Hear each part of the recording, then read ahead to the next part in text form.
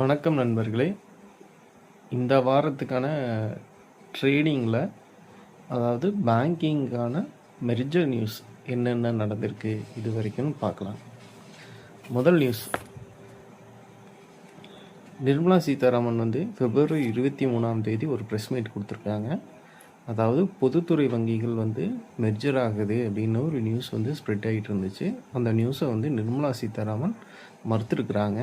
இப்போதைக்கு நாங்கள் மெர்ஜர் பண்ணுறதுக்கான அவசியம் இல்லை அப்படின்னு சொல்லியிருக்காங்க.